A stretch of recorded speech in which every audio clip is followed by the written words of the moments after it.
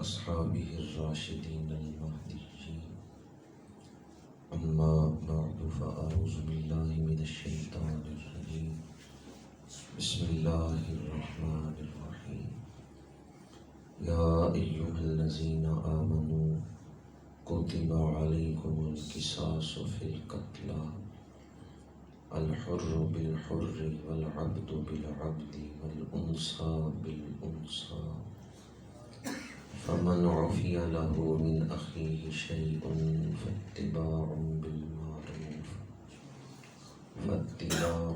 بالمعروف وأداء إليه بإحسان ذلك تخفيف من ربكم ورحمة فمن اعتدى بعد ذلك فله عذاب أليم وَلَكُمْ فِي الْقِصَاصِ حَيَاةٌ يَا أُولِي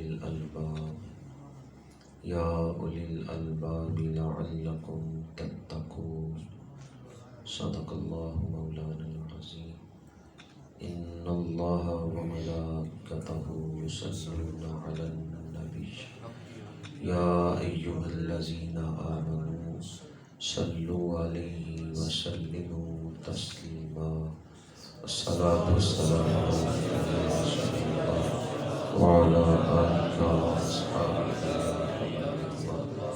الصلاۃ والسلام علیکم یا رسول اللہ وعلی آلہ وصحبہ۔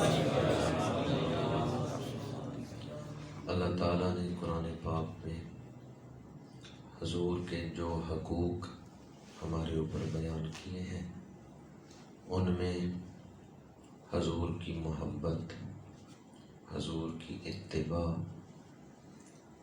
ہمارے اوپر فرض ہے، حضور کا حق ہے کہ ہم حضور سے محبت کریں۔ اسی طرح حضور کا حق ہے ہمارے اوپر کہ ہم آپ پر درود و سلام پڑھیں۔ ہم حضور کی خدمت میں درود شریف پیش کرتے ہیں تو ہم احسان مندی کے جذبات کے ساتھ کہ حضور نے ہمیں دوزخ کے راستے سے بچا کے جنت کا راہی بنایا ہے، ہم حضور کے احسانات کا بدلہ نہیں دے سکتے۔ جب حضور کی بارگاہ میں امتی کی طرف سے درود شریف پیش کیا جاتا ہے تو حضور خوش ہوتے ہیں۔ کیا ہمارے لیے یہ کوئی چھوٹی خوش بختی ہے کہ حضور ہمارے اوپر خوش ہو؟ درود شریف سے نہ صرف حضور خوش ہوتے ہیں بلکہ حدیث پاک ہے، میرے آقا کریم نے فرمایا جو شخص یہ چاہتا ہے کہ جب اللہ سے اس کی ملاقات ہو تو اللہ اپنے اس بندے پہ خوش ہو تو اسے چاہیے کہ وہ میرے اوپر کثرت سے درود پڑھے۔ تو اس نیت سے محبت کے ساتھ درود شریف پڑھیں کہ یہ وہ عمل ہے جس سے اللہ بھی راضی ہوتا ہے اور حضور بھی اپنے غلام پر خوش ہوتے ہیں۔ الصلاۃ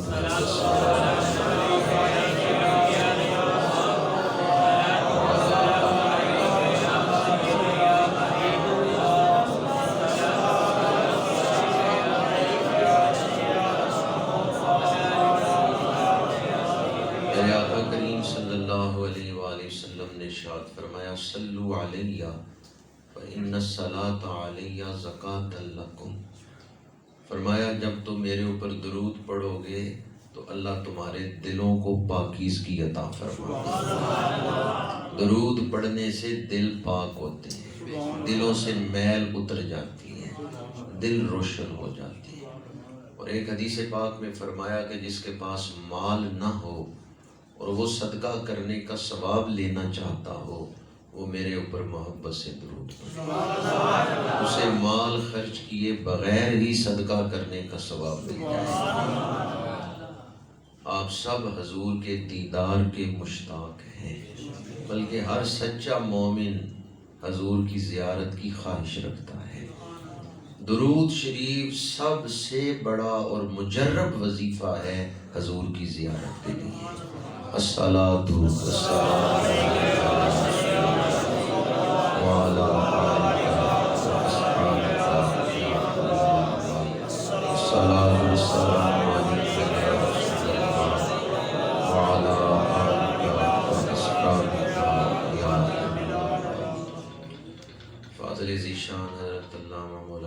احسان الہی صاحب قرۃ عیون الصلحاء صاحبزادہ محمد عبداللہ صاحب، فاضل نوجوان حضرت علامہ محمد شکیل احمد صاحب، مجاہد اہل سنت حضرت مولانا قاری جمیل صاحب زیدہ مجدہ، عزیز القدر محبی فی اللہ حافظ علی رضا صاحب، انتہائی قابل احترام مہمانان ذی وقار، برادران اسلام، حاضرین و سامعین، شب مبارک ہے جس میں اللہ تعالیٰ نے ہمیں قرآن پاک کی صحبت نصیب فرمائی ہے۔ وہی رات شان والی ہے، برکت والی ہے جو قرآن کی صحبت میں گزرے۔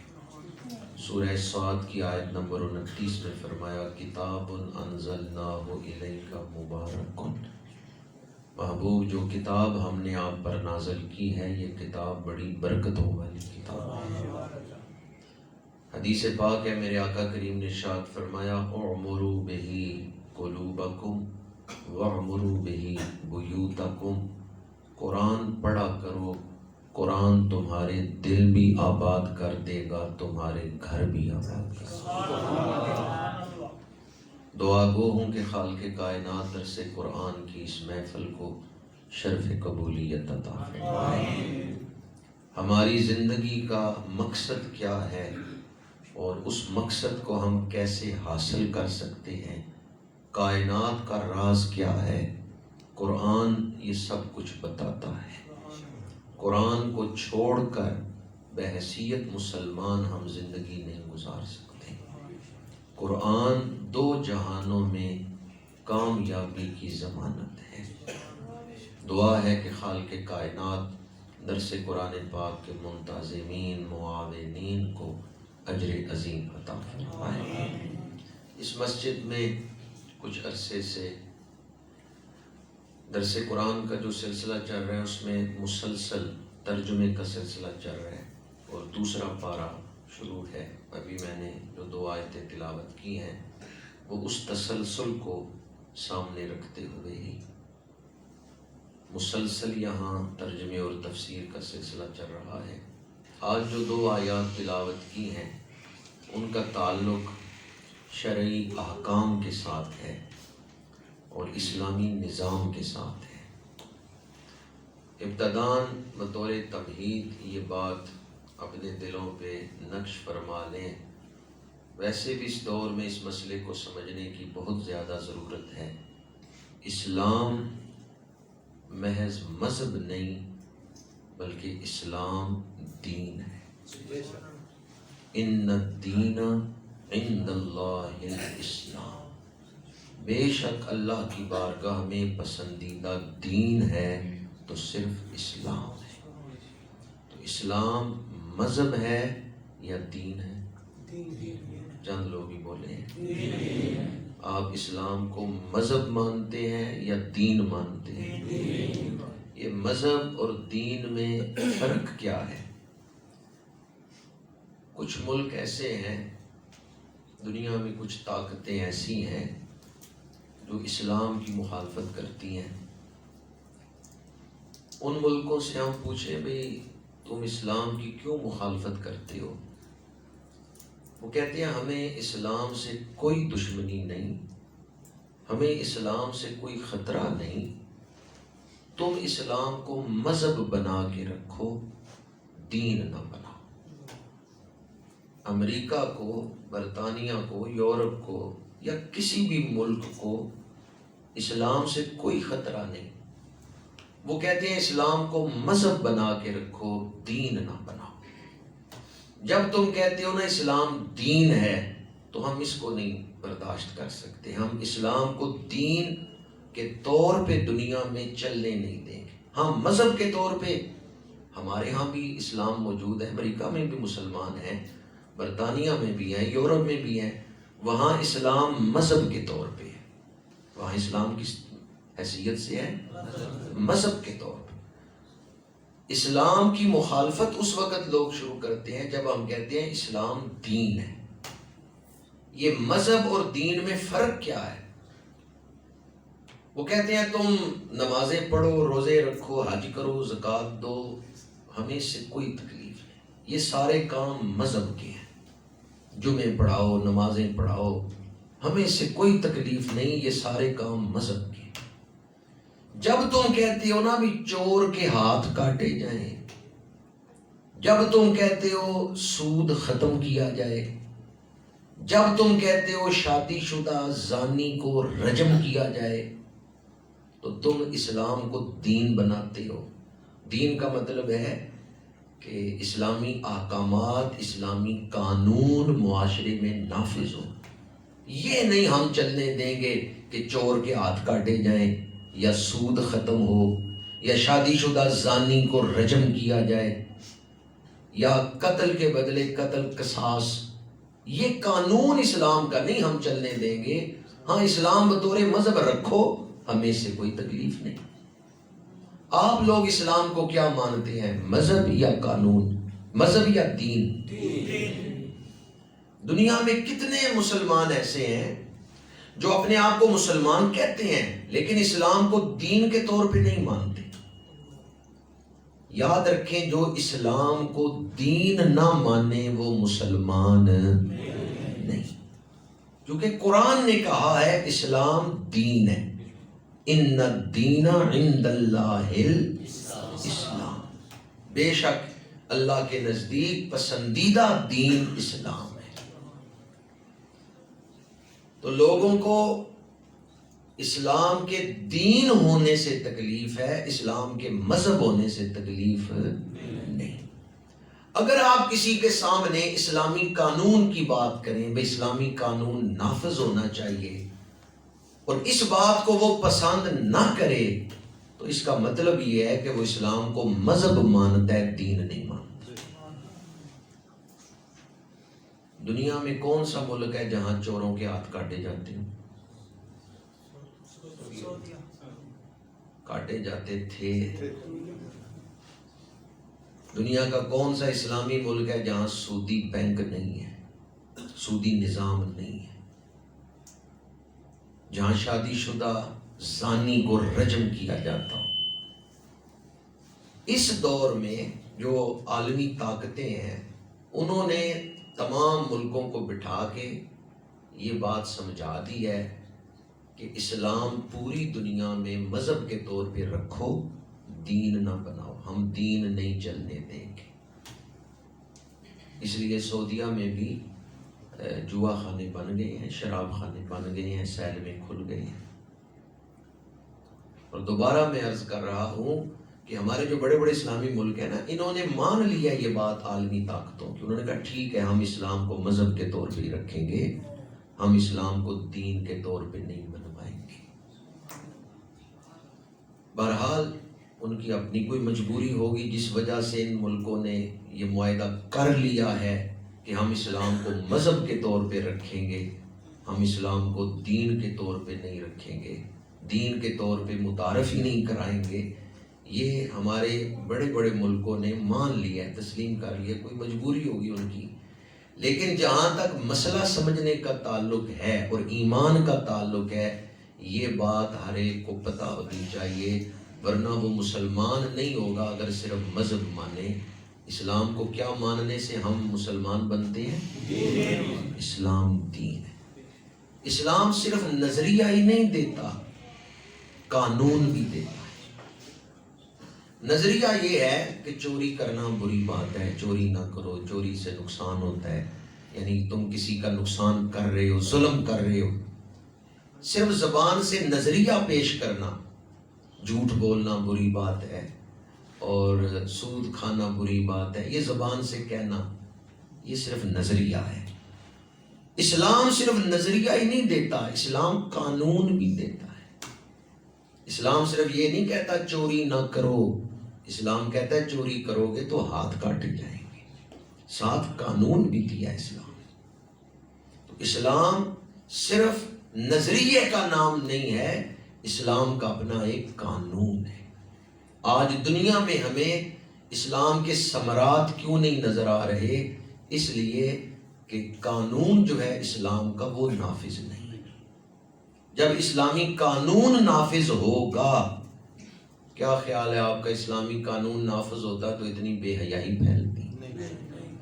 اسلامی قانون اتنی بے حیائی کی اجازت ہی نہیں دیتا، لیکن اسلامی قانون چونکہ نافذ نہیں ہے اس لیے بے حیائی عام ہے۔ تو وہ وقت کب آئے گا جب اسلامی قانون نافذ ہوگا، یہ تو اللہ تعالیٰ ہی بہتر جانتا ہے۔ ہمیں اس کے لیے دعا کرنا چاہیے، اور ہمیں کم از کم اپنا عقیدہ درست رکھنا چاہیے کہ اسلام دین ہے، اسلام ایک قانون عطا کرتا ہے۔ آج جو 2 آیتیں میں نے تلاوت کی ہیں ان کا تعلق اسلامی قانون کے ساتھ ہے۔ اسلام نے انسانی جان کو بڑی اہمیت دی ہے۔ انسان کی جو جان ہے یہ بڑی شان والی چیز ہے، یہ معمولی نہیں ہے۔ یہودیوں کے نزدیک اگر انسان ہے تو یہودی ہیں، باقی جو نسلیں ہیں نا وہ پیدا کی گئی ہیں یہودیوں کی غلامی کے لیے۔ جیسے اللہ نے گھوڑا بنایا ہے انسان کی سواری کے لیے، اللہ تعالیٰ نے بیل بنایا ہے ہل چلانے کے لیے، اونٹ بنایا ہے سفر کے لیے اور سامان اٹھانے کے لیے، بھینس اللہ تعالیٰ نے بنائی ہے کہ اس سے دودھ حاصل کیا جائے۔ اسی طرح یہودی کہتے ہیں اللہ نے یہودیوں کے علاوہ دوسری نسلیں بنائی ہیں تاکہ یہ یہودیوں کی خدمت کریں۔ چھپکلی مارنا اور یہودیوں کے علاوہ کسی نسل کے انسان کو مارنا ان کے نزدیک برابر ہے۔ کہتے ہیں چھپکلی سے تمہیں ڈر لگتا ہے کہ چھپکلی نہ تمہیں نقصان پہنچائے، تم چھپکلی کو مار دیتے ہو، کوئی حرج نہیں۔ اسی طرح یہودی نسل کے علاوہ کسی نسل کا انسان ہو اسے مار دو، کوئی فرق نہیں۔ قتل کرنا ان کے نزدیک انسان کو قتل کرنا اسی طرح ہے کہ جیسے چھپکلی کو مار دینا۔ اور بعض قبیلے دنیا میں ایسے ہیں کہ جو قتل کرنے کو اتنا معمولی اور لائٹلی لیتے ہیں کہ وہ اس کے بغیر اپنی مردانگی، اپنا مرد ہونا ہی ثابت نہیں کرتے۔ وہ کہتے ہیں مرد کے لیے کیا کام ہے کوئی بندے کو مار دے، لیکن اسلام کا یہ تصور نہیں ہے، اسلام کی یہ تعلیم نہیں ہے۔ اسلام نے کہا ایک جان کو ناحق مارنا پوری انسانیت کو قتل کرنے کے برابر ہے۔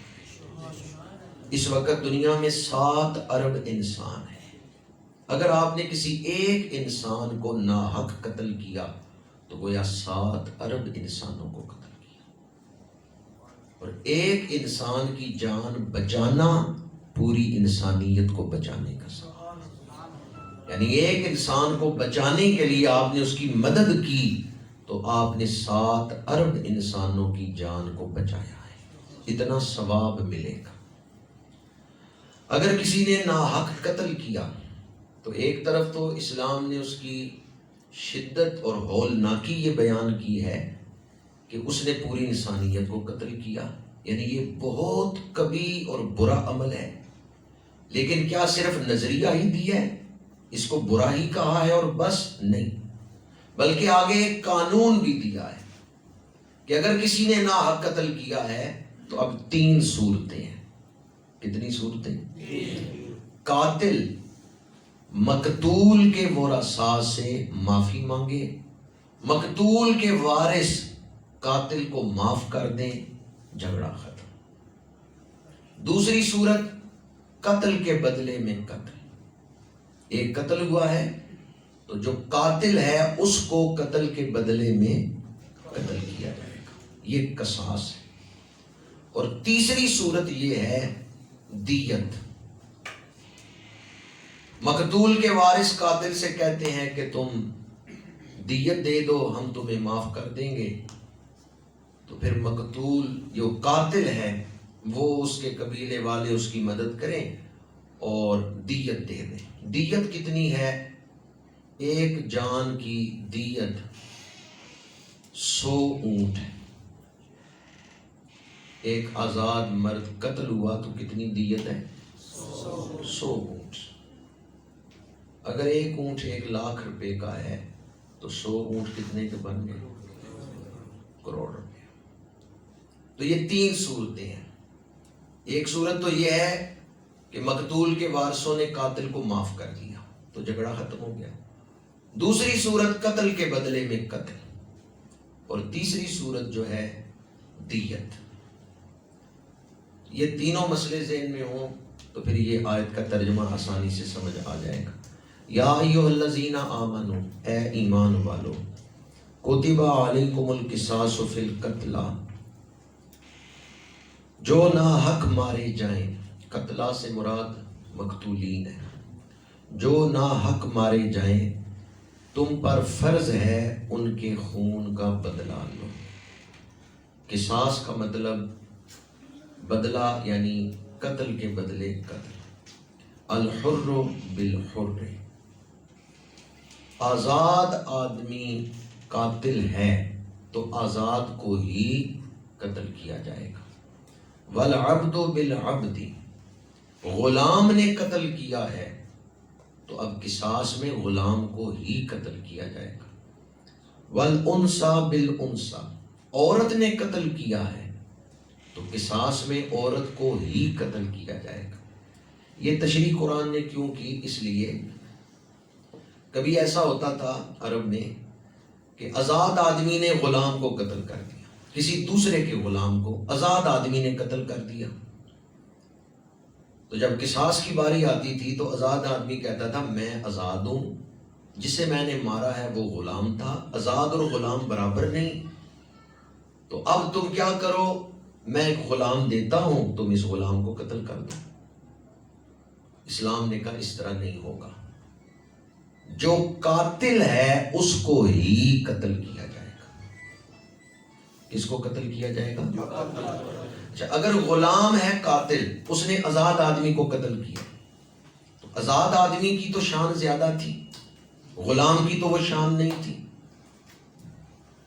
تو مقتول کے جو وارث تھے وہ کہتے تھے ہمارا آزاد آدمی قتل ہوا ہے، ہم اس کے بدلے غلام کو نہیں قتل کریں گے، بلکہ جس کا یہ غلام ہے اس آزاد کو قتل کریں گے. ہم آزاد کے بدلے آزاد قتل کریں گے. اسلام نے کہا نہیں، قاتل غلام ہے تو کس کو قتل کیا جائے گا؟ اسی مسئلے کو سمجھانے کے لیے اور مثال دے رہا ہوں. ایک آدمی نے 10 آدمیوں کو قتل کیا. قاتل ایک ہے، مقتول 10 ہے. تو اب سزا جب دی جائے گی تو ایک آدمی کو دی جائے گی یا 10 آدمیوں کو دی جائے گی؟ کیونکہ قاتل ایک ہے. اب اس کا متضاد کر لیں. 10 آدمیوں نے مل کے ایک آدمی کو قتل کیا ہے. مقتول ایک ہے، قاتل 10 ہے.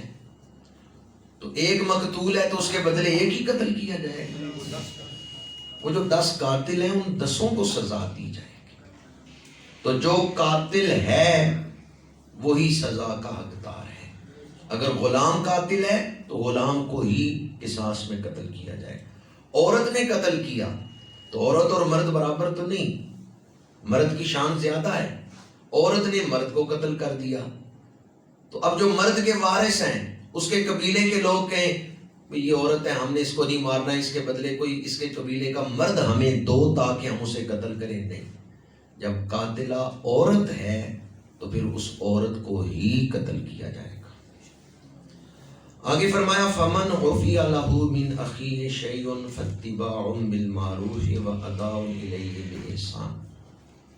تو جس کے لیے اس کے بھائی کی طرف سے کچھ معافی ہو، یعنی جو معاف کر رہا ہے وہ بڑے حوصلے کے ساتھ معاف کر رہا ہے. معاف کرنا بھائیوں کا کام ہے. یہ بھائی کا لفظ قرآن نے بڑی فصاحت سے بلاغت سے بولا ہے. اس میں بڑے ہی اسرار و رموز ہیں کہ جسے اس کے بھائی کی طرف سے معافی مل جائے اور مقتول کے وارث کہہ دیں بھی ہمیں دیت دے دو تو پھر اچھے انداز میں وہ دیت ادا کر دی جائے. ایسا نہ ہو کہ جہاں لوگ فیصلہ کرنے کے لیے بیٹھے وہاں تو دیت مان لی کہ ہم دیت دیں گے، اور بعد میں مقتول کے وارث مانگتے ہی رہیں اور قاتل دیت دے ہی نہ۔ قرآن نے کہا اچھے انداز میں دیت ادا کر دی جائے۔ ایک آزاد مرد کی دیت کتنی ہے؟ 100 اونٹ۔ بندہ قتل نہیں ہوا، اس کی 2 آنکھیں نکال دی گئی ہیں، تو اب بھی دیت 100 اونٹ ہے۔ بندہ مرا نہیں، مارنے والے آئے، انہوں نے 2 آنکھیں نکالی، چلے گئے، تو دونوں آنکھیں نکال دی جائیں تو دیت کتنی ہے؟ 100 اونٹ۔ یعنی کوئی ایسی ضرب لگائی جائے، ایسا زخم لگایا جائے جس سے بندہ بیکار ہو جاتا ہے، تو پھر دیت پوری جان کی لی جاتی ہے۔ مثلا 32 دانت کسی کے نکال دیں تو 100 اونٹ دیت ہے۔ لیکن چونکہ ہمارے یہاں اسلامی قانون نہیں ہے، اس لیے لوگوں کو اس مسئلے کا پتہ نہیں ہے۔ مسئلہ سمجھ لیں، چاہے اسلامی قانون ہے عدالتوں میں یا نہیں ہے، مسئلہ تو کم از کم علم میں ہونا چاہیے کہ اگر کوئی کسی کے سارے دانت نکال دے تو کتنے اونٹ دیت کے طور پہ دینے ہوں گے؟ کسی کے دونوں ہاتھ کاٹ دیں تو جس کے دونوں ہاتھ کٹ گئے وہ تو بیکار ہو گیا، اب وہ اپنے ہاتھوں سے کوئی کام نہیں کر سکتا، تو 100 دونوں ہاتھ کاٹ دیے 100 اونٹ دیت۔ دونوں ہاتھ نہیں کاٹے، اب ذرا دیکھیں اسلام نے کس طرح امن قائم کیا ہے۔ دونوں ہاتھ نہیں کاٹے، صرف ایک انگلی کاٹی ہے، تو ایک انگلی کاٹنے پر 10 اونٹ بطور دیت دینے ہوں گے۔ ایک انگلی کاٹنے کی دیت کتنی ہے؟ تو کتنے پیسے بن گئے؟ 10 لاکھ۔ اگر پوری انگلی نہیں کاٹی، ایک پورا کاٹا ہے، تو 10 کا تیسرا حصہ یعنی 3 اونٹ۔ پوری انگلی نہیں کاٹی، صرف ایک پورا کاٹا ہے، تو انگلی میں پورے کتنے ہوتے ہیں؟ 3۔ ایک پورا کاٹنے کی دیت کتنی ہے؟ 3 اونٹ۔ اگر بندے کو پتا ہو کہ میں نے صرف انگلی کا تیسرا حصہ بھی کاٹا نا تو مجھے 3 لاکھ روپیہ جرمانہ دینا پڑے گا، دیت دینی پڑے گی 3 لاکھ، 3 اونٹ مجھے دینے پڑیں گے، تو امن نہیں قائم ہو جائے گا۔ لیکن ہمارے ہاں کیونکہ اسلامی قانون نافذ نہیں ہے اور دیت کی ڈیٹیل، دیت کی تفصیل ہمیں نہیں پتا، اس وجہ سے بھی معاشرے میں بد امنی ہے۔ جس نے ناحق کسی کو قتل کیا اس کو معمولی نہ سمجھیں، جس طرح کے بعض علاقوں میں معمولی سمجھا جاتا ہے۔ قاتل کی سزا کیا ہے یہ تو میں بعد میں عرض کروں گا، پہلے قاتل کی حمایت میں بولنے والے نے اگر ایک جملہ بھی بولا کہ اس نے قتل کیا ہے، ٹھیک کی ہے، حدیث پاک ہے ایک جملے کے ساتھ قاتل کی حمایت کرنے والا بھی قیامت کے دن قاتل کے ساتھ کھڑا ہو۔ جس نے ناحق قتل کیا ہے اگر اس کا ذکر ہو رہا ہو تو ایک جملہ اس کی حمایت میں نہ بولیں، ورنہ قیامت کے دن قاتل کے ساتھ کھڑا ہونا۔ اور قاتل کی سزا قیامت کے دن کیا ہے؟ ہمیں ایک امید ہے کہ ہم گناہگار ہیں لیکن اللہ رحمت کرے گا، ہم بخشے جائیں گے۔ قاتل جب قیامت کے دن اٹھے گا اس کی پیشانی پہ لکھا ہوگا آئسم من رحمت اللہ، اللہ کی رحمت سے مایوس، اللہ کی رحمت سے مایوس۔ قاتل کے ماتھے پہ لکھا ہوگا امید نہ رکھنا کہ اللہ تیرے اوپر رحمت کرے گا۔ آج ہم نے تو لائٹلی لے لیا ہے، معمولی سمجھ لیا ہے ایک انسانی جان کو ناحق قتل کرنا۔ یہ مشکات شریف میں حدیث پاک ہے جو میں آپ کو سنا رہا ہوں کہ قیامت کے دن جب قاتل اٹھایا جائے گا، قبروں سے قاتل اٹھیں گے تو قاتل کی پیشانی پہ لکھا ہوگا آئسم من رحمت اللہ، امید نہ کرنا کہ اللہ تیرے اوپر رحمت کرے گا، جا اللہ کی رحمت سے تو محروم ہے۔ تو کتنا بڑا مجرم ہے جسے رحمان کہے میری رحمت کی امید نہ کر۔ قیامت کے دن سب سے پہلے جب حساب کتاب شروع ہوگا تو سب سے پہلے قاتل کا حساب ہوگا۔ قیامت کے دن جب حساب کتاب شروع ہوگا تو سب سے پہلے کس جرم کا حساب ہوگا؟ قتل کا۔ سب سے پہلے کس جرم کا حساب ہوگا؟ قتل کا۔ آپ کہیں گے بھی ہم نے تو حدیث سنی ہے اول ما یحاسب بہ العبد یوم القیامۃ الصلاۃ، کہ قیامت کے دن سب سے پہلے نماز کا حساب ہوگا، اور آپ کہہ رہے ہیں قیامت کے دن سب سے پہلے قتل کا حساب ہوگا۔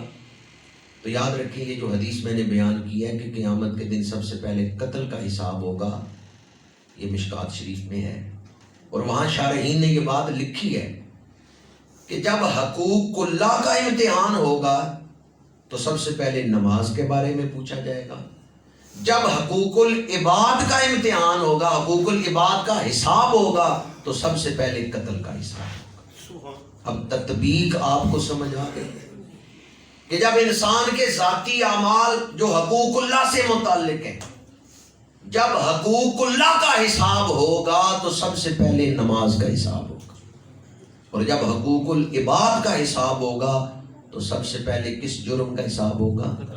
قتل کا۔ مشکات شریف میں حدیث پاک ہے کہ قیامت کے دن مقتول قاتل کو پکڑ کے لائے گا، وہ خود تلف کروں، خود ہلاک کروں تو خودکشی کا گناہ ہوگا، اور خودکشی کے جرم کی سزا دوزخ ہے۔ جب میں اپنی جان کا مالک ہو کر خود اپنی جان کو ختم نہیں کر سکتا، بلکہ میں نے اسے اللہ کے حکموں کے مطابق اپنے اعمال سرزد کرنے ہیں اور اپنے اعضاء کو اللہ کی مرضی کے مطابق اس کے حکموں کے مطابق استعمال کرنا ہے، اپنی جان کو تلف نہیں کر سکتا۔ اگر میں تلف کروں تو رب کی بارگاہ میں حساب دینا ہے، جواب دینا ہے کہ میں نے کیوں خودکشی کی۔ جب میں خود اپنے آپ کو قتل کروں تو میں نے حساب دینا ہے، اور خودکشی کرنے والا دوزخی ہے، تو اگر کوئی دوسرا قتل کرے تو وہ کتنا بڑا مجرم ہوگا، اسے کس طرح رب کی بارگاہ میں کھڑا کیا جائے گا۔ اس لیے اسلام انسانی جان کی اہمیت بیان کرتا ہے۔ انسان تو بڑی عزت والی، بڑی شان والی مخلوق ہے۔ بخاری شریف میں حدیث پاک ہے، ایک شخص نے بعض روایتوں میں ایک طوائفہ کا ذکر ہے کہ دوپہر کے وقت ایک کتیا کو کنویں سے پانی نکال کے پلایا، اللہ نے اس کی پیاس بجھانے کی وجہ سے، اس کتیا کو بچانے کی وجہ سے طوائفہ کو بخشش عطا فرمائی۔ اگر جانور پہ رحم کریں، اس کی جان بچائیں تو اللہ تعالیٰ اس کا اجر عطا فرماتا ہے۔ تو اگر آپ انسانی جان پر نیکی کریں، انسانی جان پر آپ رحم کریں تو اللہ تعالیٰ کتنی رحمتیں فرمائے گا۔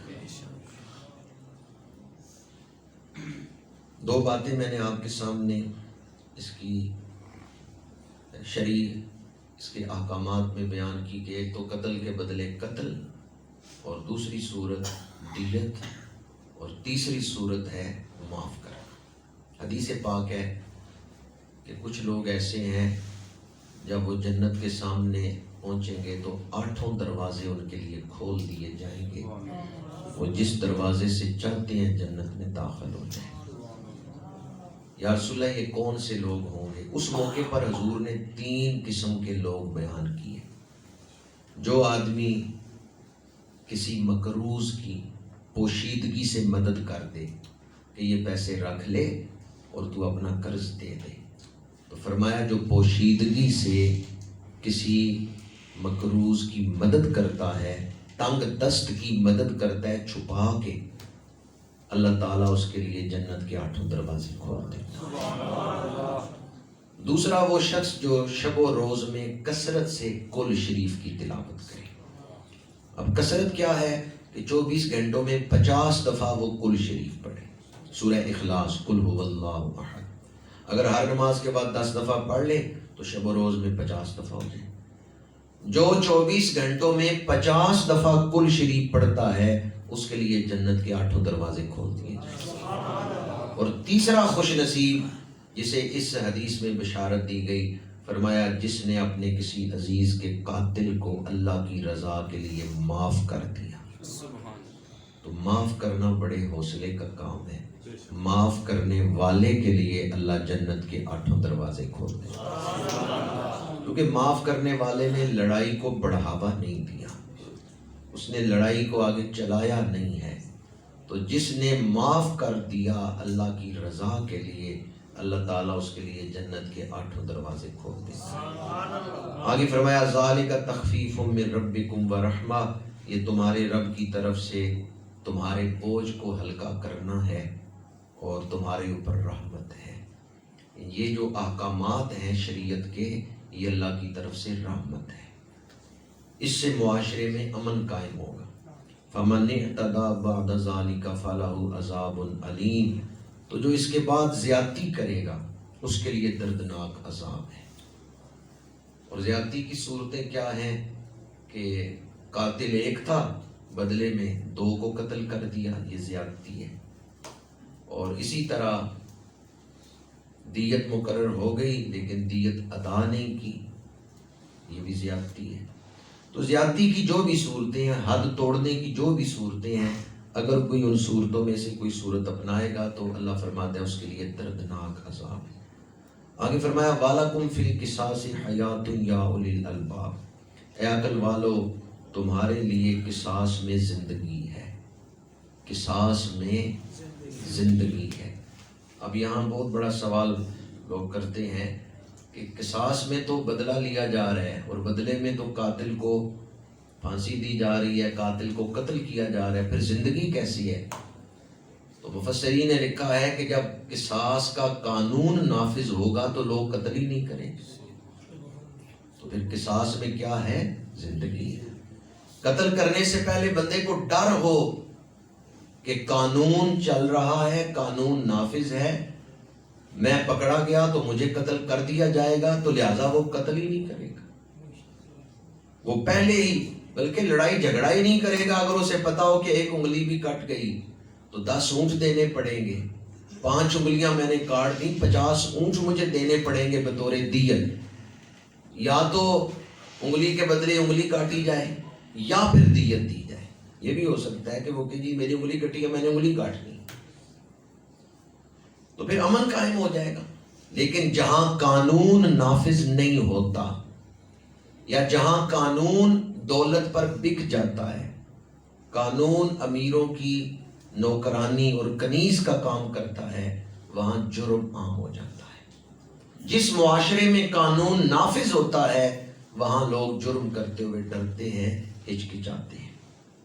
آگے فرمایا کہ یہ جو احکامات دیے ہیں یہ کیوں دیے ہیں؟ لعلکم تتقون، تاکہ تم پرہیزگار بن جاؤ.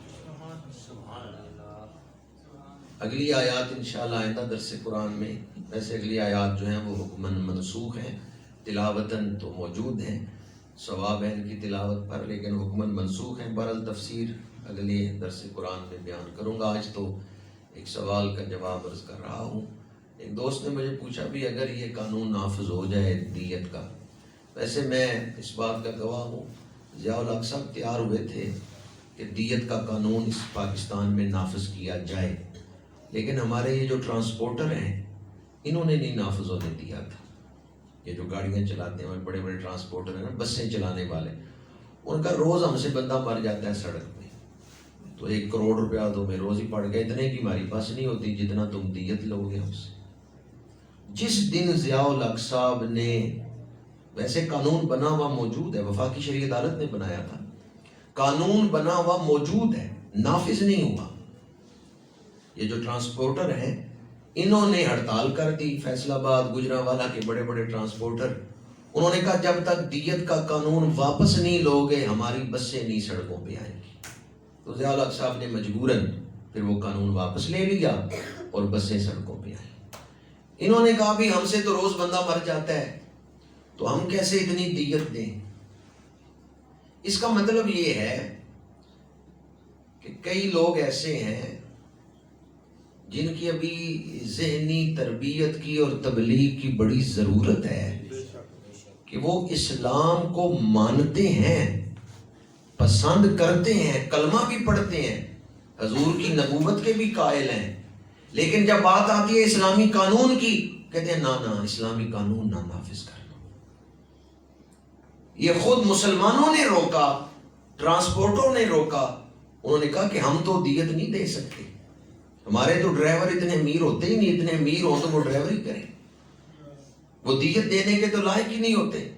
اس لیے یہ قانون واپس لو تو بسیں چلیں گی. 2-3 دن اس وقت بسیں بند رہی تھیں تو ضیاء الحق صاحب نے مجبوراً پھر وہ قانون واپس لے لیا اور ٹرانسپورٹر سڑکوں پہ آئے. اس کا مطلب وہی جو میں نے شروع میں بات عرض کی تھی کہ کتنے لوگ ایسے ہیں جو اسلام کو مذہب مانتے ہیں، دین نہیں مانتے. اگر اسلام کو دین مانا جائے گا تو پھر سے جو بہاریں آئیں گی اللہ تعالیٰ کی مدد شامل حال ہوگی. موجودہ دور جس میں ہم زندگی گزار رہے ہیں، اس میں تو سوشل میڈیا نے ہمیں اور بھی کم ہمت کر دیا ہے، بلکہ جو تھوڑا بہت ہمارے ذہن میں اسلامی روح موجود ہے اور سینوں میں اسلامی جذبہ موجود ہے، اس کو بھی ختم کرنے کی کوشش کی جا رہی ہے. اور اس کے لیے استعمال کس کو کر رہے ہیں؟ اس کے لیے سوشل میڈیا کو استعمال کر رہے ہیں. موبائل کے اندر سوشل میڈیا میں ایسی ایسی گیمیں آ گئی ہیں کہ وہ گیم کھیلنے والا کافر ہو جاتا ہے. میں نے گیم ہے PUBG. اس PUBG میں ایسی کھیلیں ہیں کہ اگر کوئی ان میں پڑتا ہے تو ایمان ہی ضائع ہو جاتا ہے. ویسے سوشل میڈیا نے بے حیائی کا ایک طوفان برپا کر دیا. اولاد کی آنکھوں میں ماں باپ کے لیے حیا نہیں رہ گئی، ماں باپ کا ادب نہیں رہ گیا. بالعموم معاشرے میں شرم و حیا ختم ہوتی جا رہی. اس میں بہت بڑا کردار دجالی میڈیا کا ہے. دجال ابھی نہیں آیا لیکن دجالیت پھیل رہی ہے. اس کے نمائندے پہلے سٹیج بنا رہے ہیں جس پہ دجال کو لا کے بٹھانا ہے. ابھی رمضان شریف میں مسجد اقصی پر حملہ ہوا تو مسجد اقصی پہ حملہ یہ یہودیوں کے نزدیک آخری نشانی ہے کہ مسجد اقصی کو جب ہم گرائیں گے اور مسجد اقصی کی جگہ ہیکل سلیمانی قائم کریں گے، ٹیمپل آف سلیمان، تو اس کے بعد دجال آئے گا. یہ آخری نشانی ہے یہودیوں کے نزدیک. اس سے پہلے جو نشانی ہیں وہ یہودیوں نے اپنے طور پہ پوری کر لی ہیں. قرآن و حدیث میں جو نشانیاں ہیں ان میں چھوٹی نشانیاں تو پوری ہو چکی ہیں لیکن بڑی نشانیاں ابھی نہیں پوری ہوئی. اس لیے کچھ وقت ہے دجال کے آنے میں. یہودیوں کے نزدیک 2 بڑی آخری نشانیاں تھیں. ایک نشانی تو یہ کہ جب یروشلم ہمارا دارالخلافہ ہوگا اور مسجد اقصی کو گرا کے ہم ٹیمپل آف سلیمان بنائیں گے، اس کے بعد دجال آئے گا. تو پچھلے سال صدر ٹرمپ نے یروشلم میں سفارت خانہ قائم کرنے کا اعلان کیا. ایک نشانی تو انہوں نے پوری کر لی. اب آخری نشانی رہ گئی تھی کہ مسجد اقصی کو شہید کر دیں اور یہاں ہیکل سلیمانی بنانا ہے. رمضان میں انہوں نے حملہ کیا لیکن وقتی طور پر وہ اس میں کامیاب نہیں ہوئے. اپنے طور پہ انہوں نے یہ طے کیا ہوا ہے کہ ہم نے ہر صورت میں مسجد کو گرانا ہے اور یہاں ہم نے ہیکل سلیمانی بنانا ہے کسی بھی قیمت پر. یہ فیصلہ انہوں نے اپنے طور پہ کیا ہوا ہے کہ ہم نے مسجد اقصی کو گرا کے یہاں ہیکل سلیمانی کو قائم کرنا ہے. 1897 میں یعنی آج سے 125 سال پہلے سوئٹزرلینڈ میں کچھ یہودی اکٹھے ہوئے. انہوں نے کہا ہمارے پاس دولت ہے، عزت کوئی نہیں، دنیا میں ہمارا ملک کوئی نہیں، مرکز کوئی نہیں، ہم دنیا میں بکھرے ہوئے ہیں، کوئی یہودی کسی ملک میں، کوئی یہودی کسی ملک میں، ہمارا اپنا ملک کوئی نہیں، ہمارا اپنا مرکز کوئی نہیں، تو ہمیں اپنا ایک مرکز قائم کرنا چاہیے. ہمارے پاس دولت ہے، عزت کوئی نہیں. کئی لوگ ہوتے ہیں جن کے پاس دولت ہوتی ہے، عزت نہیں. میرے آقا کریم نے رزق مانگنا سکھایا تو فرمایا رزق کریم مانگو. اللہ سے کیا مانگو؟ رزق کریم وہ ہے کہ جس گھر میں وہ رزق آتا ہے دنیا بھی آ گئی، دین بھی آ گئی. رزق کریم وہ ہے کہ جو رزق آئے تو عزت خراب نہیں ہوتی، عزت میں اضافہ ہوتا ہے. لیکن جس گھر میں خالی رزق آئے اور وہ رزق کریم نہ ہو تو طوائفوں کے پاس دولت ہے پر عزت نہیں. کنجروں کے پاس دولت تو ہے لیکن عزت نہیں. ان کے پاس رزق کریم نہیں ہے. رزق کریم جس گھر میں آتا ہے وہاں دنیا بھی آ گئی، آخرت بھی آ گئی. یہ سعادت والا رزق ہے۔ تو میرے آقا کریم نے جب رزق مانگنا سکھایا تو فرمایا رزق کریم اللہ سے مانگو۔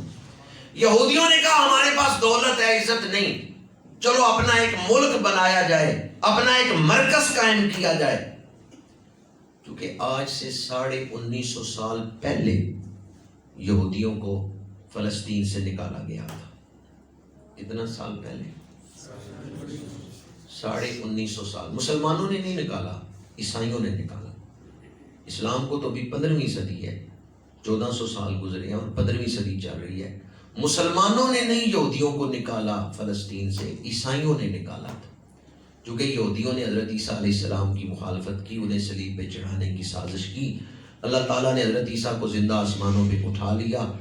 اس کے بعد عیسائیوں نے یہودیوں کو فلسطین سے نکال دیا۔ حضرت فاروق اعظم رضی اللہ تعالیٰ عنہ نے 640-50 عیسوی کے درمیان فلسطین فتح کیا۔ تو اس وقت جو عیسائی تھے انہوں نے کہا فاروق اعظم آپ اگر ہمارے ساتھ معاہدہ کریں، لکھ کے معاہدہ کریں تو ہم فلسطین کی چابیاں آپ کو دے دیتے ہیں، بغیر جنگ کے فلسطین کو لے لیں، لیکن پہلے ہمارے ساتھ معاہدہ کریں۔ آپ نے فرمایا کس چیز کا معاہدہ؟ ان کا معاہدہ یہ کریں کہ آپ یہاں یہودیوں کو پیر نہیں رکھنے دیں گے، نو انٹری فار جوش، یہاں یہودیوں کو داخل نہیں ہونے دیں گے۔ تو حضرت فاروق اعظم نے فرمایا کہ میں وزٹ کے لیے تو ان کو نہیں روکوں گا، سیاحت کرنے وہ آ سکتے ہیں، مقدس مقامات کی زیارت کرنے آ سکتے ہیں، لیکن پراپرٹی نہیں خرید سکتے۔ عیسائیوں نے کہا ہمیں یہ بات منظور ہے، ہمارے ہاں بھی وہ پراپرٹی نہیں خرید سکتے تھے ہماری حکومت کے دوران، آپ بھی یہ معاہدہ کریں کہ یہودی یہاں پراپرٹی نہیں خرید سکتے، فلسطین کی کنجیاں ہم آپ کے سپرد کرتے ہیں۔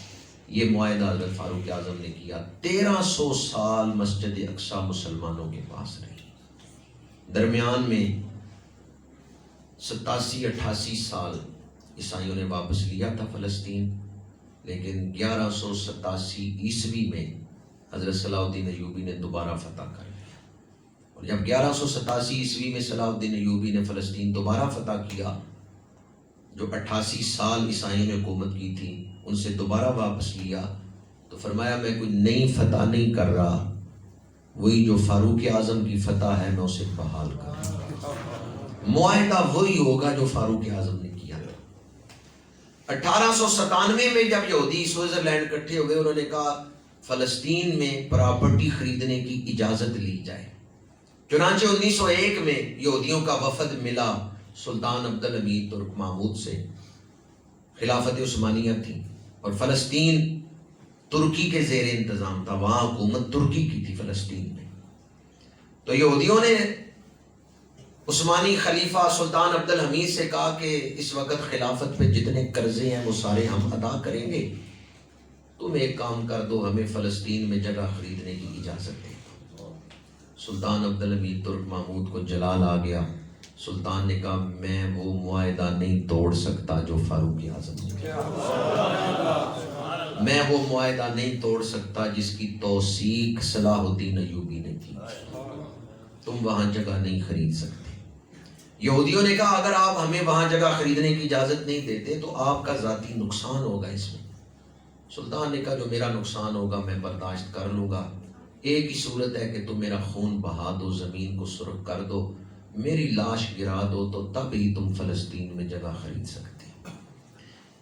یہودیوں نے سلطان کے خلاف سازشیں کی، اپوزیشن کی حمایت کی، خاندانوں میں بھی اپوزیشن ہوتی ہے جیسے حکومتوں میں ہوتی ہے۔ 1908 میں یہودیوں نے سلطان عبدالحمید ترک محمود کو معزول کروا دیا، خلافت سے اتروا دیا اور مخالفین کو خلافت تک لے آئے۔ لیکن ابھی یہودی اپنے مقصد میں کامیاب نہیں ہوئے تھے کہ عالمی جنگ لگ گئی، جرمنی اور انگلینڈ کی جنگ لگ گئی، ترکی جرمنی کے ساتھ تھا، لیکن انگلینڈ والوں نے گورنر مکہ کو بلایا، یہ ریاض والوں کو بلایا جن کی آج کل حکومت ہے، اور ان سے کہا کہ اگر تم جرمنی کے خلاف ہماری مدد کرو تو جب ہم جنگ جیت جائیں گے ہم ترکی کو عرب سے نکال دیں گے، ملک بھی عربیوں کا ہوگا، حکومت بھی عربیوں کی ہوگی، یہ نعرہ تم بلند کرو، عرب کی زمین پہ عرب کی حکومت۔ اجمیوں کی حکومت نہیں ہوگی، ترکی اجمی ہے۔ گورنر مکہ اس دھوکے میں پھنس گئے، انہوں نے گوروں سے معاہدہ کر لیا کہ جنگ میں ہم ترکی کا ساتھ نہیں دیں گے، جرمنی کے خلاف ہم لڑیں گے، لیکن وعدہ کرو کہ جب تم جنگ جیت جاؤ تو ترکی سے ہماری جان چھڑا دو گے۔ علامہ اقبال اس وقت زندہ تھے۔ علامہ اقبال کو پتہ چلا تو اقبال نے ہاتھ ملے اور کہا یہی شیخ حرم ہے جو بیچ کھاتا ہے گلی میں بوزر و چادر زہرا، کہ گورنر مکہ نے کعبے کی زمین بیچ دی ہے انگریزوں کے ہاتھ، یہ اقبال نے لکھا، اور کہا یہ دھوکہ دیں گے انگریز، انہیں دھوکہ دیں گے۔ انگریزوں نے وعدہ کیا کہ فلسطین پہ عربیوں کی حکومت ہوگی، لیکن وعدہ پورا نہیں کریں گے، یہ زمین یہودیوں کو دیں گے۔ یہ علامہ اقبال نے 1922 میں کہہ دیا تھا، اور پھر ایسے ہی ہوا۔ جب خلافت ٹوٹ گئی تو اس کے بعد یہودی گئے، یہودیوں نے بھی اس جنگ میں انگلینڈ والوں کی مدد کی تھی اور کہا تھا کہ جنگ میں جو پیسہ لگے گا وہ ہم دیں گے اور امریکہ کو تمہاری مدد میں لائیں گے، یہ دو کام ہم کریں گے، ایک کام تم کر دو کہ جب تم جنگ جیتو تو فلسطین میں ہمیں جگہ خریدنے کی اجازت دے۔ انگلینڈ کی حکومت نے یہودیوں سے معاہدہ کیا۔ اگر آپ نیٹ پہ پڑھنا چاہیں تو صرف اتنا پڑھ لیں، اعلان بلفور، یہ ریسرچ کریں نا، اعلان بلفور۔ بلفور ایک انگریز کا نام ہے، اس نے یہ معاہدہ اعلان کیا تھا یہودیوں کے ساتھ۔ مسٹر وائز مین یہودی تھا جو انگلینڈ کے بادشاہوں سے ملا تھا، اور معاہدہ کیا ہوا تھا کہ جنگ کا جو خرچہ ہے وہ یہودی دیں گے، امریکہ کو مدد میں لائیں گے، یہودی امریکہ کو لے کے آئیں گے انگلینڈ کی مدد میں، لیکن جب انگلینڈ جنگ جیت جائے گا تو وہ یہودیوں کو فلسطین میں جگہ خریدنے کی اجازت دے گا۔ انگلینڈ والے جنگ جیت گئے، جرمنی ہار گیا۔ اب یہودیوں نے کہا ہمیں فلسطین میں جگہ لے کے دو۔ 4 لاکھ یہودی پوری دنیا سے اٹھا کے فلسطین میں بٹھائے گئے، جگہ خریدنے کی اجازت دے دی گئی، خلافت عثمانیہ ختم ہو گئی۔ لیکن ابھی اسرائیل قائم نہیں ہوا، صرف وہاں جگہ خریدنے کی اجازت ملی۔ UN میں کیس کر دیا اقوام متحدہ میں کہ یہاں ملک بنانے کی اجازت دی جائے۔ 1938 میں عرب شریف میں تیل نکل آیا، 1947 میں پاکستان بن گیا۔ پاکستان بہت بڑا ملک تھا، بہت بڑا ملک تھا، ہے نہیں، نئی نسل کو شاید نہ پتا ہو، یہ پاکستان جو اس وقت ہمیں نظر آ رہا ہے جب بنایا گیا تھا تو اتنا نہیں تھا بلکہ زیادہ تھا۔ اس وقت مشرقی پاکستان بھی تھا، یہ اب آدھا رہ گیا۔ تو 47 میں جب پاکستان بنا تو بہت بڑا ملک تھا، ادھر عرب میں تیل بھی نکل آیا تھا، تو امریکہ اور یورپ کے بڑے بڑے پالیسی ساز سر جوڑ کے بیٹھے، انہوں نے کہا مسلمانوں کے پاس نظریاتی ملک بھی آ گیا ہے، تیل کی دولت بھی ہے، اگر یہ تیل اسلامی ملکوں نے استعمال کیا تو وہ سپر پاور بن جائیں گے، ہم ان کے غلام بنیں گے۔ کوئی ایسا کھیل کھیلو کہ عرب کا تیل مسلمان ملکوں کے کام نہ آئے بلکہ تیل ہمارے کام آئے۔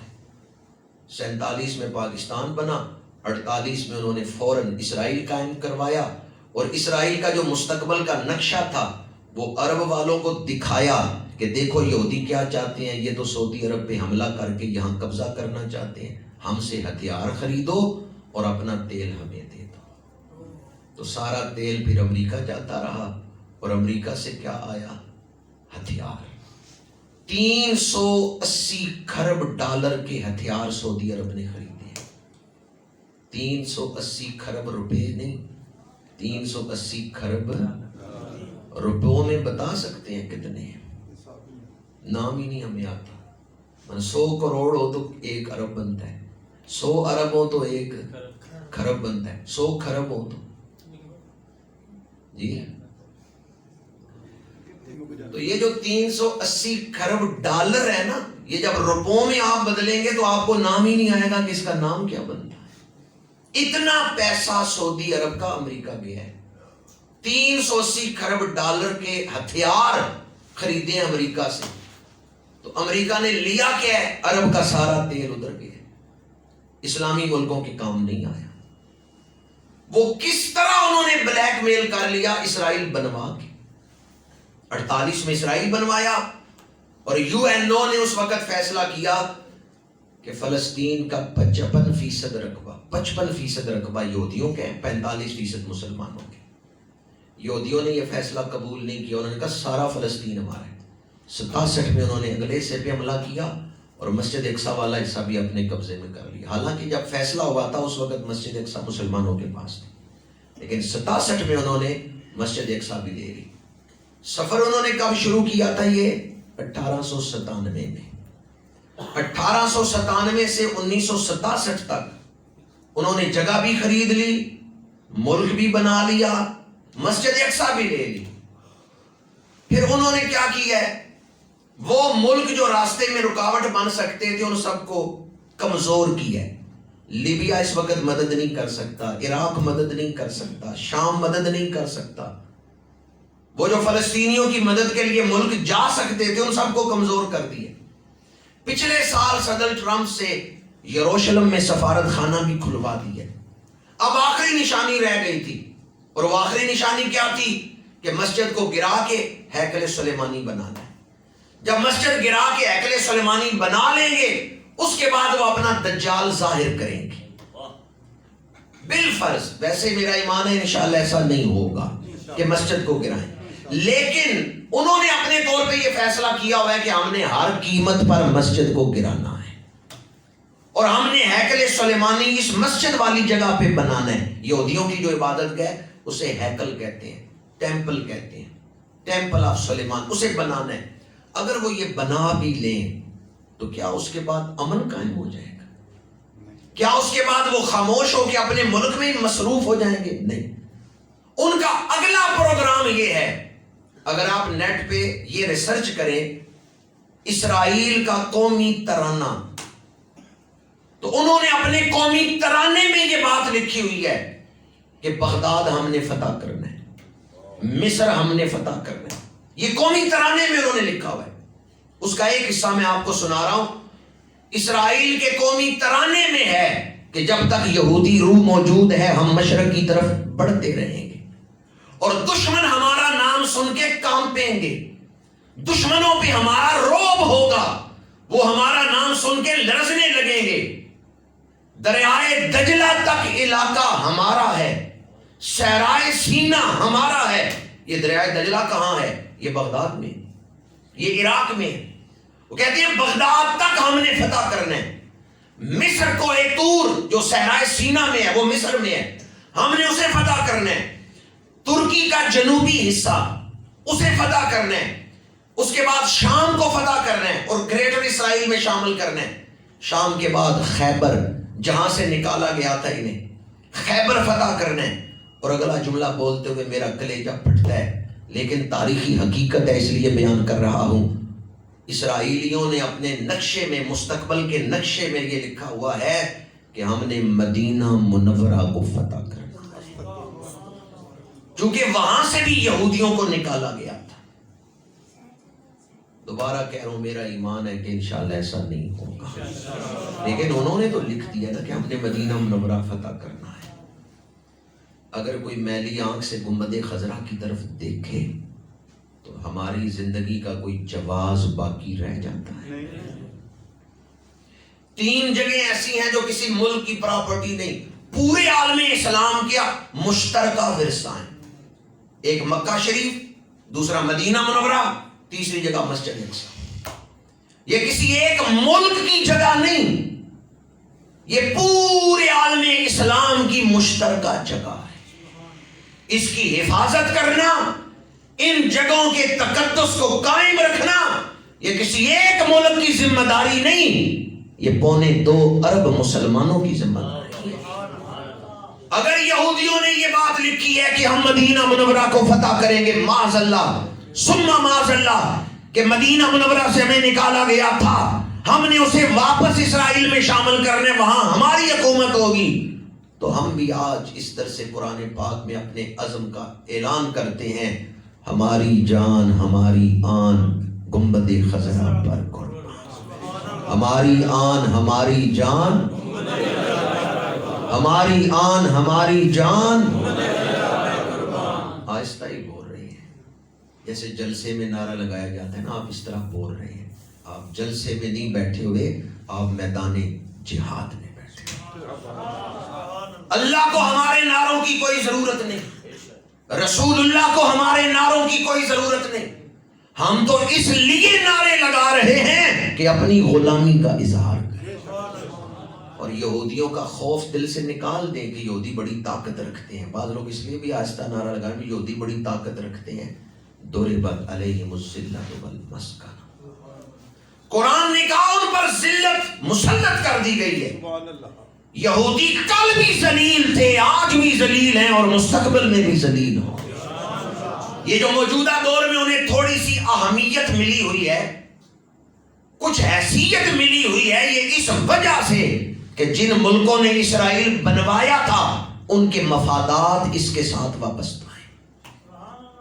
انہوں نے یہ ملک بنوایا تھا عربیوں کو بلیک میل کرنے کے لیے، ان کے اپنے مفادات ہیں اس ملک کے ساتھ.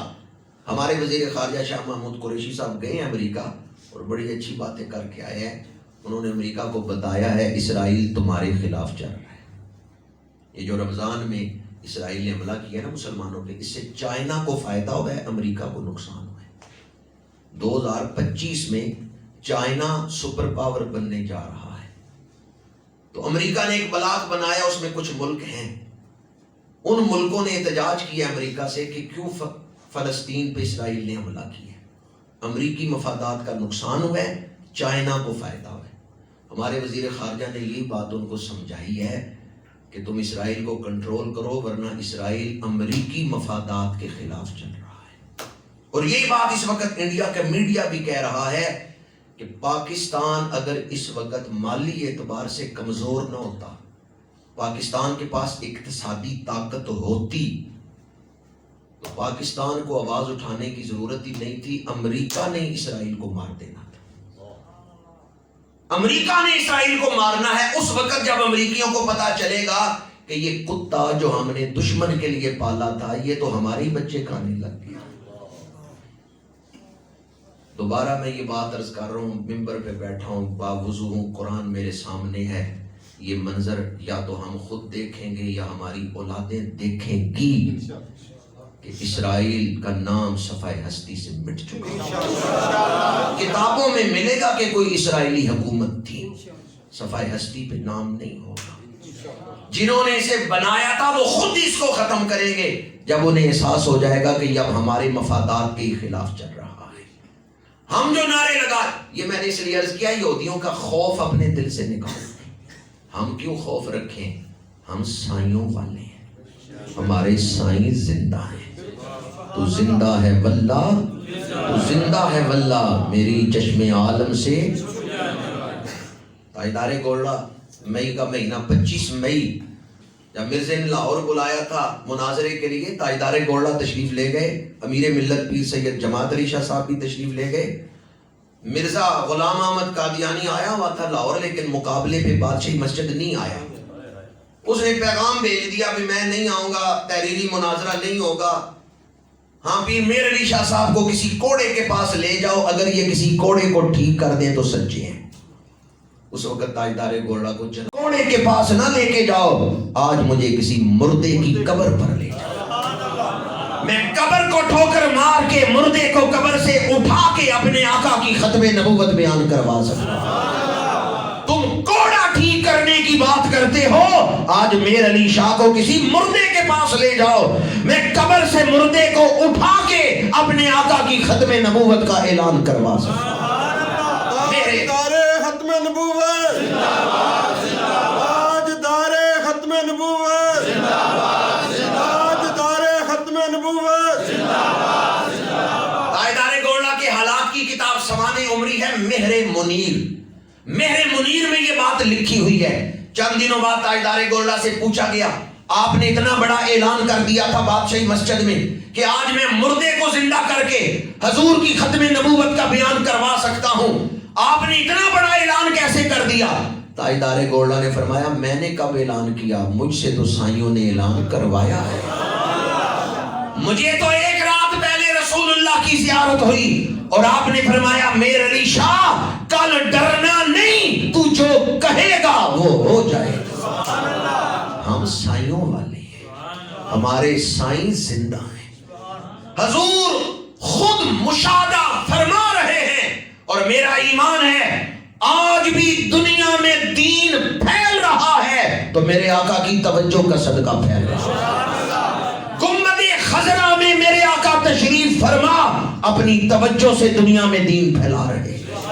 اللہ کریم نے قرآن پاک میں فرمایا هو الذی ارسل رسولہ بالہدی ودین الحق، وہ وہی ہے جس نے اپنے محبوب کو بھیجا ہے دین حق کے ساتھ، ہدایت کے ساتھ۔ اور کیوں بھیجا ہے؟ لیظہرہ علی الدین کلہ، تاکہ سارے ادیان پہ اللہ کا دین غالب آ جائے۔ حضور کی بعثت کے مقاصد میں سے ایک بڑا مقصد یہ ہے کہ حضور نے پوری دنیا پر دین اسلام کو غالب کرنا ہے۔ آج اگر مسجد کے منبر پہ کوئی مبلغ تبلیغ کرتا ہے تو یہ حضور کی نگاہ کا فیض ہے۔ اگر مدرسے میں کوئی مدرس پڑھا رہا ہے تو وہ حضور کی نگاہ کا فیض ہے۔ اگر خانقاہوں میں اللہ ہو کی ضربیں لگ رہی ہیں، قلب کی صفائی کا اہتمام ہو رہا ہے، تو یہ بھی حضور کی نگاہ کا فیض ہے۔ اگر کوئی اپنی جان ہتھیلی پہ رکھ کے میدان جہاد میں اتر رہا ہے تو وہ بھی حضور کی نگاہ کا فیض ہے۔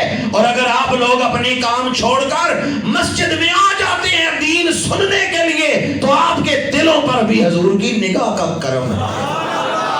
میرے آقا اپنی نگاہ کرم سے امت کی تربیت فرما رہے ہیں۔ حضور اپنی امت کی تربیت فرما رہے ہیں۔ حضور آج بھی زندہ ہیں، اپنی نگاہ سے دین پھیلا رہے ہیں، اور وہ وقت دور نہیں جب مشرق سے مغرب تک پوری دنیا پہ ایک ہی پرچم لہرائے گا جس پہ لکھا ہوگا لا الہ الا اللہ محمد الرسول اللہ۔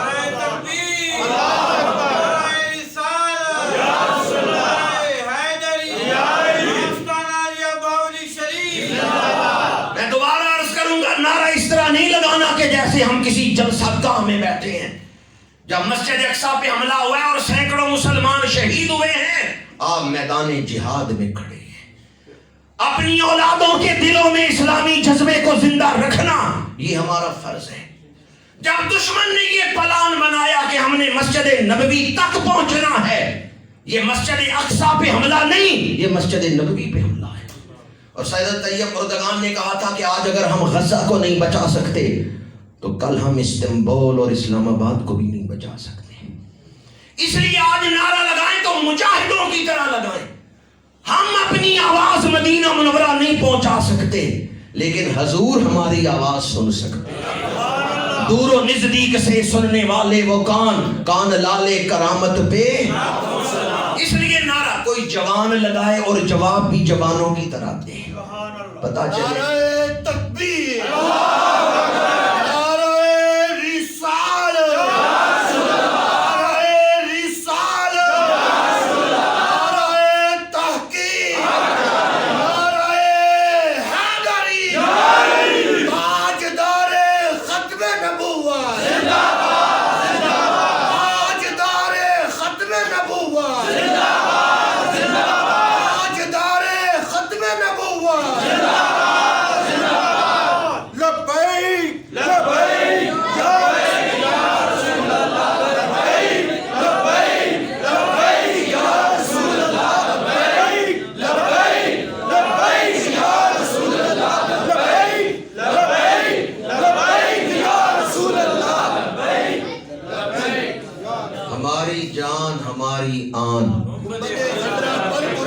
ہماری جان ہماری آن، ہماری جان ہماری آن۔ یہ صرف اس لیے میں نے کہلوایا ہے مسجد کی زمین ہمارے ایمان پر گواہ بن جائے کہ ہمیں اپنی جان سے بڑھ کے حضور کے روزے سے محبت ہے، ورنہ حقیقت یہ ہے کہ اللہ خود اپنے محبوب کی عزتوں کی حفاظت کرنے والا ہے۔ کسی دشمن کی جرت نہیں ہے کہ مدینہ منورہ تک پہنچے۔ اللہ، ہم پاکستان کے مسلمان گناہگار ہو سکتے ہیں لیکن بے حس اور غدار نہیں۔ اگر تقدسات اسلامیہ پر حملہ ہو تو ہمیں اپنی جان، مال، اولاد، ہر شے سے بڑھ کے حضور کے روزے کے ساتھ آخری بات عرض کر رہا ہوں، ان ینصرکم اللہ فلا غالب لکم، قرآن کہتا ہے اگر اللہ تمہاری مدد کرے تو کوئی تمہارے اوپر غالب نہیں آ سکتا۔ کیا خیال ہے، اللہ جس کی مدد کرے کوئی اس پہ غالب آ سکتا ہے؟ اس آیت کی روشنی میں ہمیں وہ کام کرنے چاہیے جن سے اللہ کی مدد حاصل ہوتی ہے، اور ان کاموں سے بچنا چاہیے جن کی وجہ سے اللہ کی مدد سے انسان محروم ہوتا ہے۔ وہ کام جو انسان کو اللہ کی مدد سے محروم کرتے ہیں ان سے بچنا چاہیے، اور وہ کام کرنے چاہیے جن سے اللہ کی مدد حاصل ہوتی ہے۔ ایک نوجوان نے کسی بزرگ سے کہا دعا کریں اللہ تعالیٰ صلاح الدین ایوبی عطا فرما دے، اللہ تعالیٰ ہمیں صلاح الدین ایوبی بنا دے کہ ہم اپنے اسلاف کے اسی طریقے کو زندہ کر سکیں۔ تو ان بزرگوں نے بڑی پیاری بات کی، انہوں نے کہا صلاح الدین ایوبی بن سکتا ہے پر وہ سوشل میڈیا استعمال کر کے نہیں بن سکتا، وہ قرآن پڑھ کے بن سکتا ہے۔ تم صلاح الدین ایوبی بن سکتے ہو لیکن شادیوں پہ ناچ کے نہیں، رات کو اٹھ کے تہجد کی نماز۔ آج حیرت کی بات ہے کہ شادیوں پہ ناچ کے اور سوشل میڈیا میں سارا وقت ضائع کر کے نوجوان کہتا ہے دعا کریں ہم صلاح الدین ایوبی بن جائیں۔ فضائے بدر پیدا کر فرشتے تیری نصرت کو اتر سکتے ہیں گردوں سے قطار اندر قطار اب بھی۔ قرآن کہتا ہے وَأَنْتُمُ الْأَعْلَوْنَ إِن كُنتُم مُؤْمِنِينَ، تم ہی غالب رہو گے اگر تم سچے مومن ہو۔